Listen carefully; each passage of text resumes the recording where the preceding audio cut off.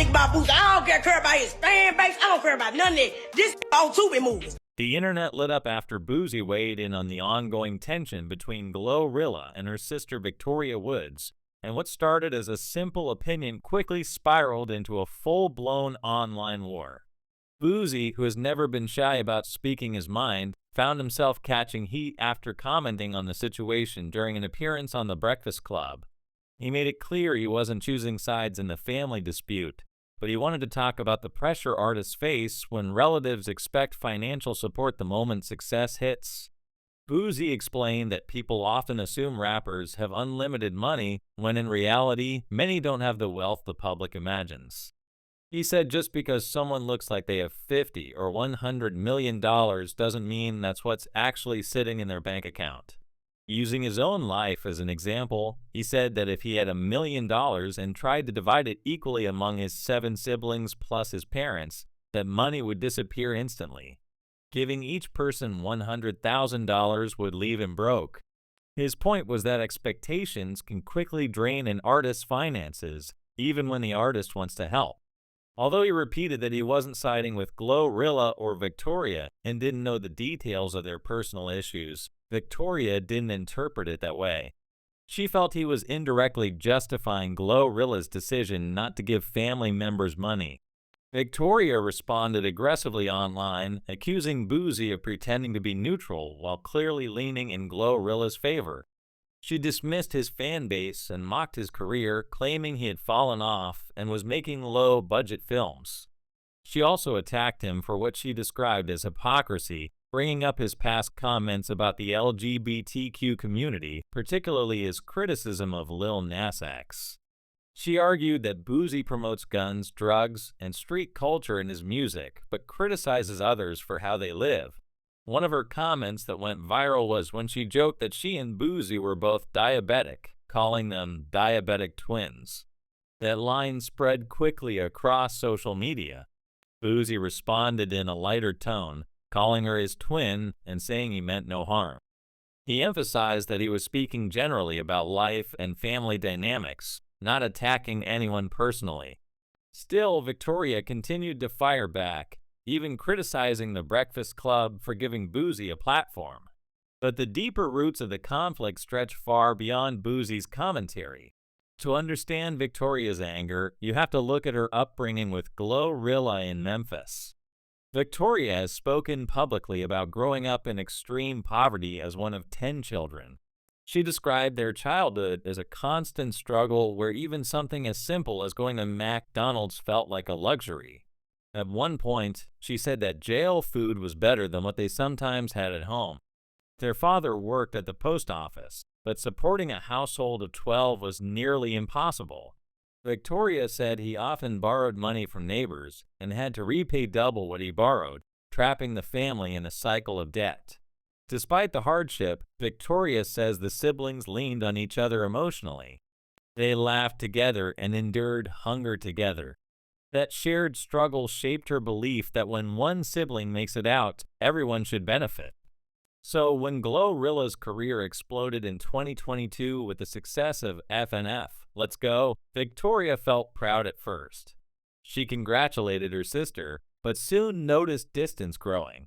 She claims GloRilla changed her phone number and did not share it with family members. Victoria says their mother refused to give her the new number without permission. According to Victoria, the separation grew worse over time. She claims she wasn't invited to shows and had to be sneaked into a concert through the back. Eventually, she went public, saying all she wanted was $2,500 per sibling.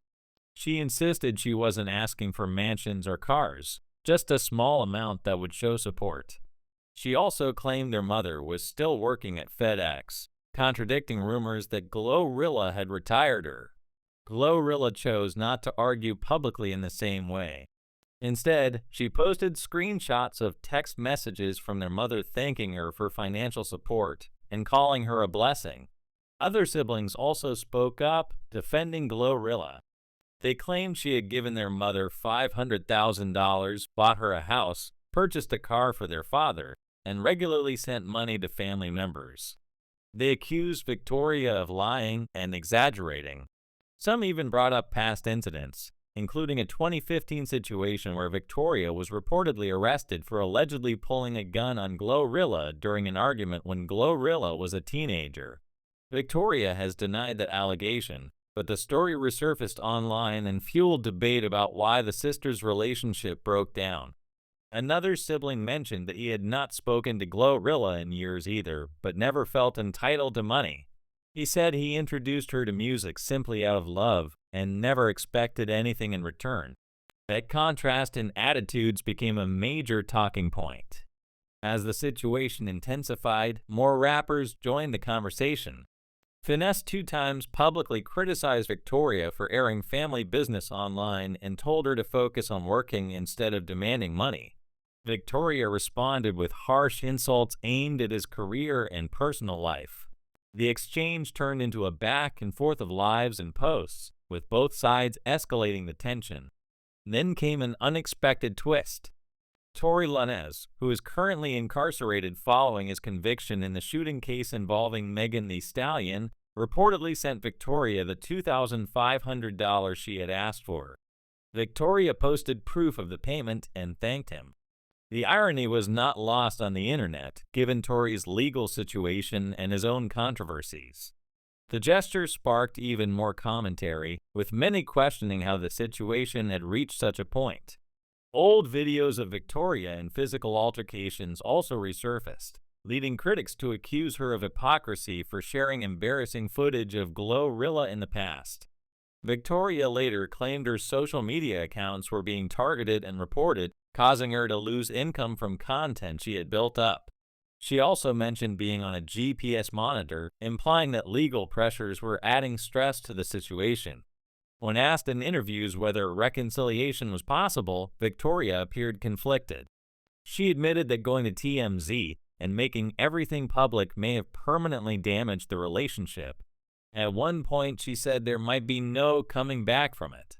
Still, she also expressed a wish that they could have handled things privately instead of through media platforms.